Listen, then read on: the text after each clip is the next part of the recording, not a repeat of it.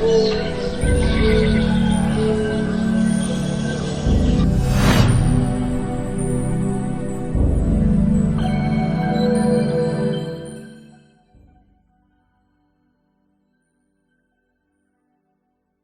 alaikum everyone. Today I'm going to be interviewing Hajj Hassanain Rajabali.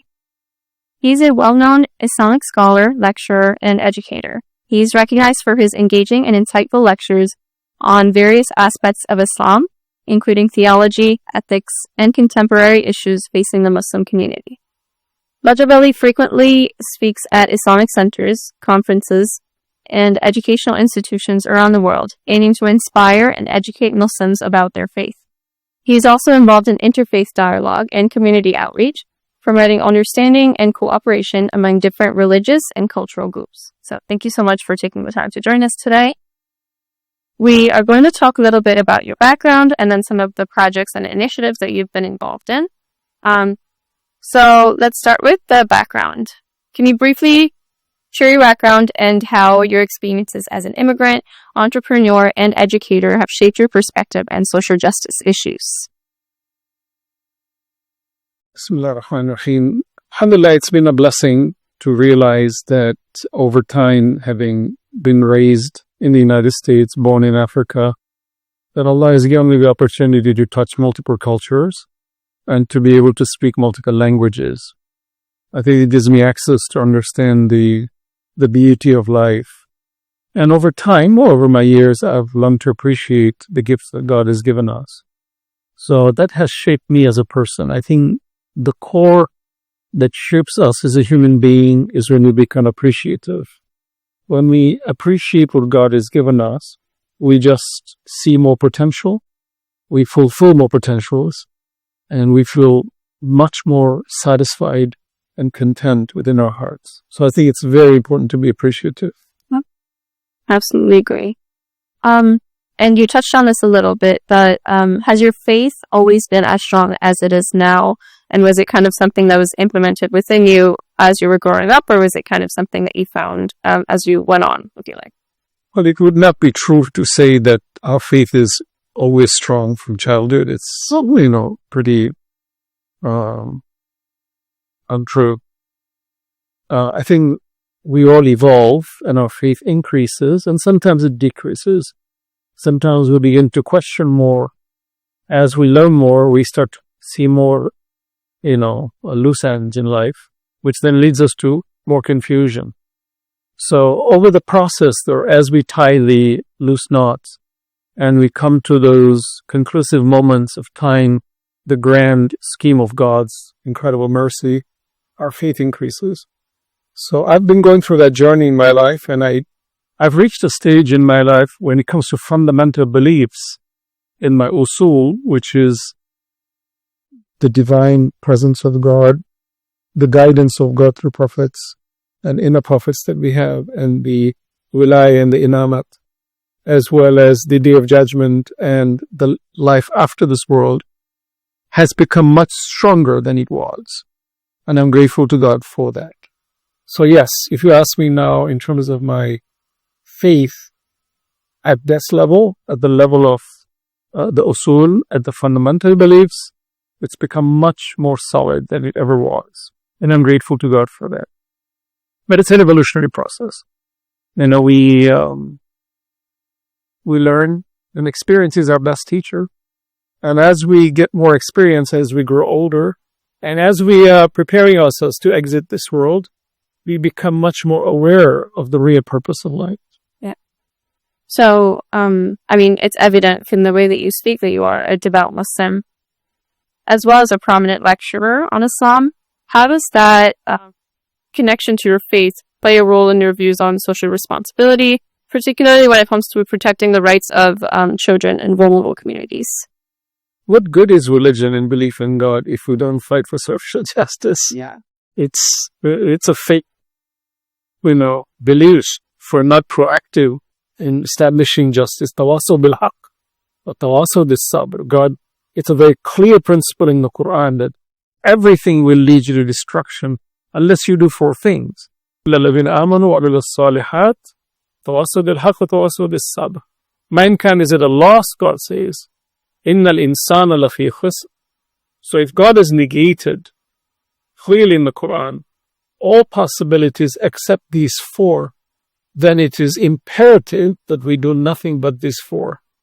And these four are belief in God, right? Do good deeds, promote justice, tawassul bil haqq. Here, haqq means justice, providing truth, right? And patience. Four qualities that God says. If you don't do this four, you're a loser.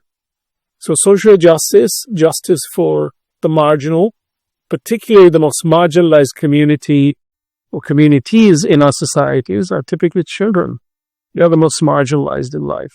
So yes, the Quran is very emphatic on protecting the rights of children, the rights of orphans, and the rights of the marginalized. So if one does not do that and claims to be a Muslim, well, such an individual has no merit on the Day of Judgment in front of God. Mm-hmm. And so we're talking about social justice. Let's talk about an issue that's very pertinent in our world today, and that's the Israel-Palestine conflict. So how do you believe Muslims as individuals and as a collective can play a more active role in advocating for children's rights and justice in Palestine and Lebanon? Well, children's rights are taken in Palestine because there's a bigger right that is being taken, and that is the right of humanity, the right of people, the right of ownership, the right of the indigenous. When that right is taken, it trickles down, and of course children are not going to get their rights. So if we're going to fight for social justice for children, we have to fight for the bigger justice too. And that's where the problem is. Today, there's a concerted effort by an elite, small, special interest group that's dictating the policies of the world. And these oligarchs, these plutocrats, are dictating the future of the world. And we as a society, the 99%, are being used as pawns to be moved around at the behest of these 1% of people who are ruling the world. And God promises that such vocal minorities will collapse, because by nature they're in a house of cards. But we as a Muslim population, as a human race, even outside of the Muslim population, I've seen Jews, Christians, who give their lives for the justice of humanity. They give their lives for the justice of the Palestinian children and the children around the world. And I've watched it with my own eyes. Weisha Koi is a good example. She was a young girl who was fighting for the rights of the Palestinians. She was martyred, right? So there are people out there in the world, Muslim and non, who are fighting for social justice. But to me, the religion of Islam fundamentally represents that. Hence the main Islam, which is submission and peace. So if you and I are not doing that, then we should seriously question our integrity as Muslims. But as an average Muslim, other than a vocal Muslim, we have to have that sense of compassion that when people's rights are taken, we should feel empathy for them. It's an irony when we look at World War II and we see the Jewish community was marginalized by the Germans, that we should feel empathy for them. It's unfortunate today we're not allowed to feel empathy for a different group of people where such genocide is taking place. It's unfortunate, isn't it? Really, it's so blatant, it's so conspicuous. But we live in a world today where these very elite, powerful people want to dictate, and they think they're going to get away with it, by obliterating societies. Or listen, and you go back in history, they were monstrosities that killed indiscriminately, and they're vanished and then replaced. So the hope that we have is even this group will be replaced, guaranteed. The question is, what do you and I do in the meantime? I believe that we as a human society, as Muslims especially, we must advocate for human justice. Not just justice for the Palestinians, but of course, the Palestinian issue right now is the most pressing, 100%. Even Lebanon, Syria, all these areas, it's unfortunate, it's a hotbed of politics causing disruption, causing so many people to become immigrant, millions of people being displaced. This has to stop, and I hope that it does very soon. Yeah, and to your point, it's an issue of humanity at large. It's not... Yeah. following a specific journey. So we can't even be a humanitarian too. We get smacked and marginalized and castigated and vilified. Just ego, vicious monster that's out there that's trying to, put us like in the dark ages, where you had the feudal system and you couldn't do anything. Anything you did, you have prison and killed. We're back to the sophisticated feudal system of the world, But I'm very hopeful. I have never lost hope. And I don't care. Death takes us over. The beauty is this life is very transient and there's a bigger world waiting for us. Absolutely. Let's talk a little bit about some projects that you've been involved in. So you are served as the principal of the WISE Academy, and so you have a deep understanding of the importance of education in shaping young lives. Firstly, can you please talk a little bit more about the WISE Academy and the purpose and why you chose to get involved? And then secondly, if you can talk a little bit about how education can be used as a tool for empowerment, particularly for children living in Palestine and Lebanon. Well, we must always work in a society to eradicate poverty. Poverty is a very debilitating reality.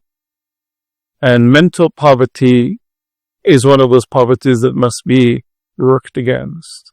And I believe education is the best thing to eradicate this. And there's a statement that I really like, where they say, if you think education is expensive, try ignorance. Right? It's much more expensive.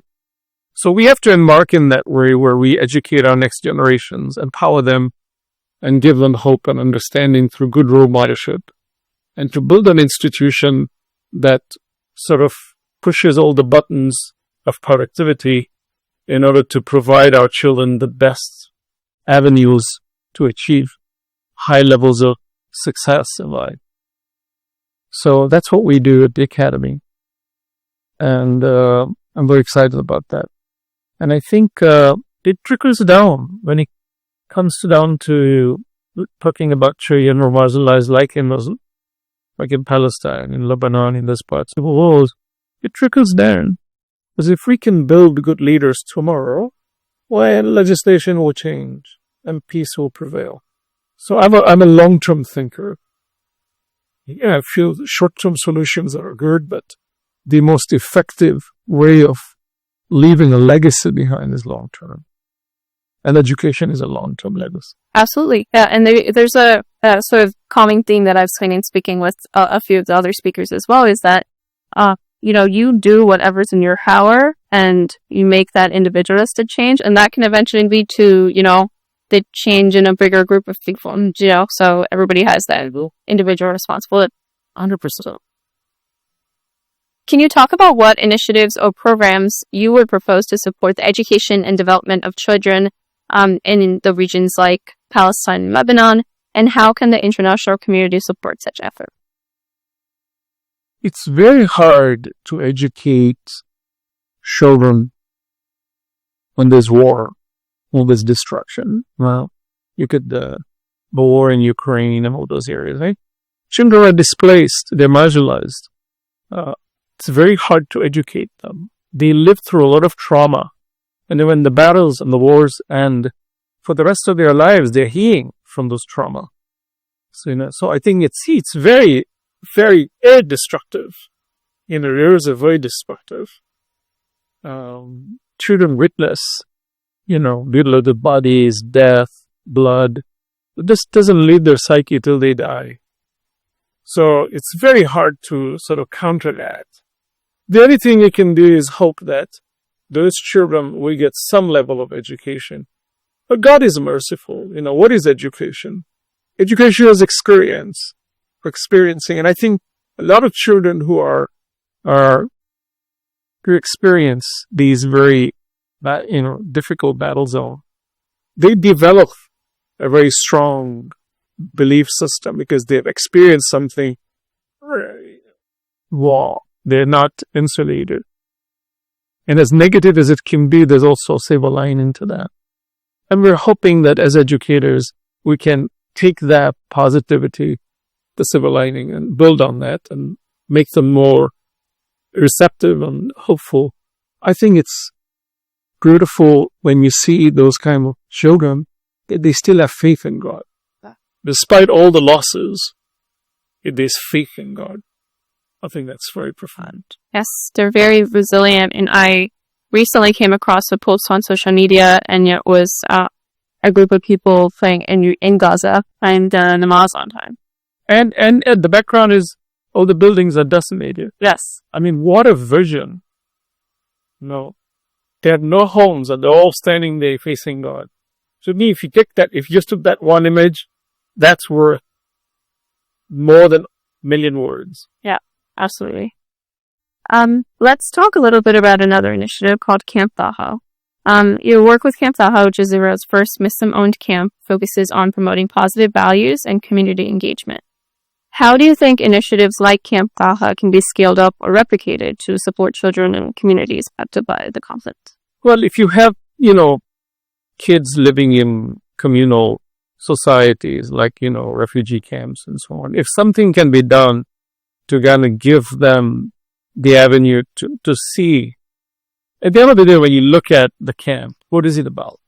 Well, lots of activities, sports, social interactions, camaraderie, brotherhood, sisterhood. I think that's the foundation of good religion. When children can run around and play soccer and laugh and feel good about it, I think that is religion. So I believe that because now you're seeing the wonderful blessings God has given us. And I realized that when I took our kids many years ago, 35 years ago, took them skiing, because I'm a skier. And when I took the kids and I taught them how to ski, they felt empowered. They had a higher sense of self-confidence.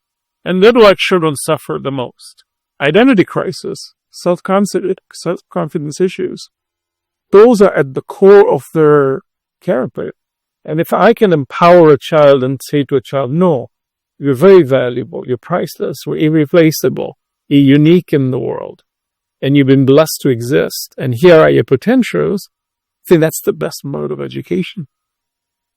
So I think if we can replicate those beliefs in communal settings, doesn't have to be in fancy environment, but even in a dusty environment, but to give children hope, I think that's something you should do. Still. And you spoke about how you have children yourself. So I have a daughter. As a father, how do you personally respond to the reports of children being oppressed and harmed in Palestine and Lebanon? And why are you sort of focused on bringing light to this issue? Why is it important? Well, we bring Palestine and Lebanon, but children are abused all over the world.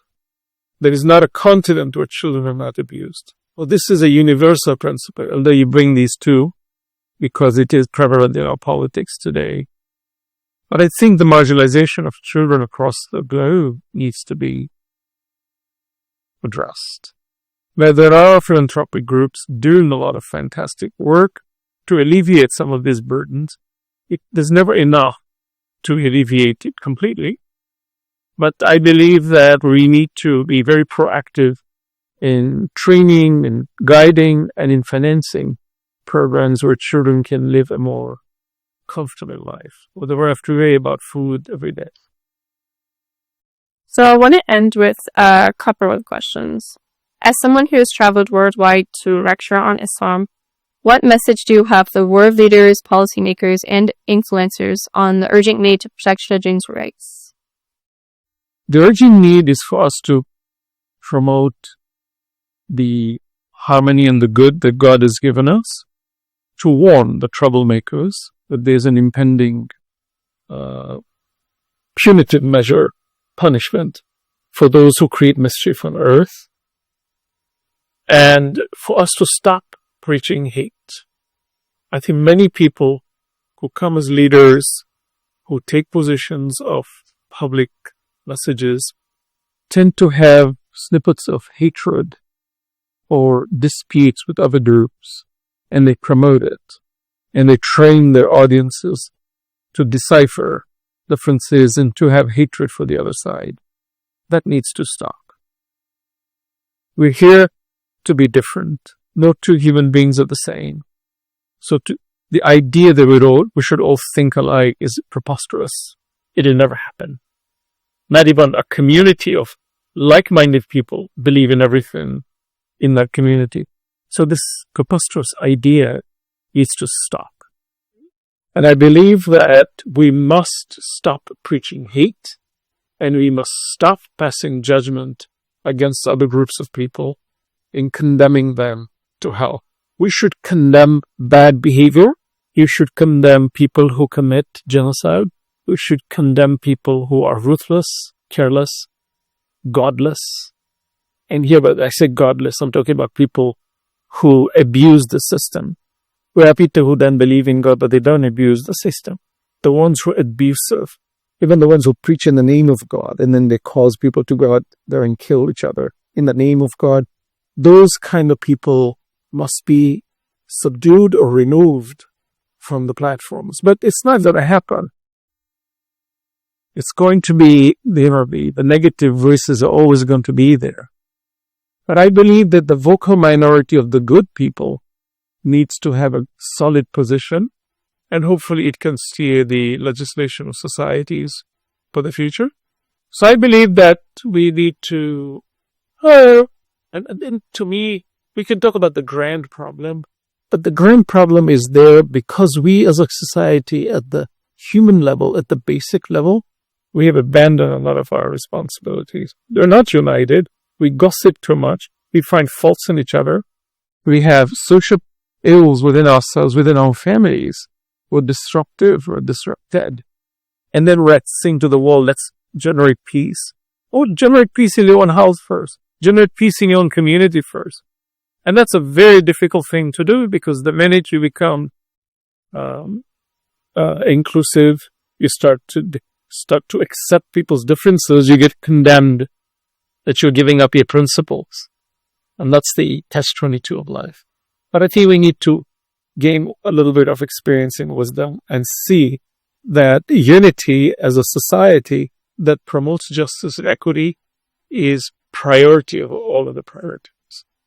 So that's my only, there are so many statements we can make about this problem, but I think holistically, let's resolve our own differences within our own communities and understand that human justice needs to be promoted at the social level, at the grassroots level, which will hopefully coalesce into a larger force. Yeah. I was talking about this earlier today, about the fact that there was, so many religions exist in the world that every single religion is about promoting peace. So it's a matter of recognizing other people's differences, but also kind of uniting under that idea that you're promoting peace and standing against it. But there are people within religion that misinterpret those verses and promote discord. They have parties that go and condemn other religions and want to kill them and remove them and, completely eradicate their existence in the name of religion. But you're right. The general principle of all major religions is to promote equity and love and harmony. Jesus, peace be upon him, clearly was a solid proponent of that. Moses was like that. The Holy Prophet was like that. So all the prophets of God, or the scions of the ultimate representatives of justice and equity. And I think we need to take that to heart. And I hope that religion is not abused and misused. I want to end with this one final question. What is your message to our listeners on the importance of taking action to protect children's rights and promote social justice in Palestine and Lebanon? So what sort of concrete steps can people listening to this take to support different organizations or initiatives or campaigns that are working to address this children's rights issue? We as a society need to know what are the causes of the diseases in society. We must be very acutely aware of that. Otherwise, we're going to find ourselves trapped in a system that's going to promote exactly what we're trying to demote. So be acutely aware of the problems and the causes. And then when you do jump in to try to sort of give the cure to the society, be aware of the fact that what is the root cause of this problem. So let's just not blindly jump into social justice without knowing, who's causing this, what the big plan is. And that requires a little bit of research, understanding, careful modulation in one's thoughts, and to see the grand picture of how the system works, and have some historical analysis. History is our best teacher. What I find profound in life, and I'm going to make this comment, and this is my final point. Yes. But we moving forward in time are very confused about the future. This is a classic problem all humans have, right? For the knowledge of time is with God. So we're confused. We're uncertain. We don't know the future is. And that fascinates me. Because now you have to be really smart to sift through these uncertainties to make decisions that will bring positive results in the future.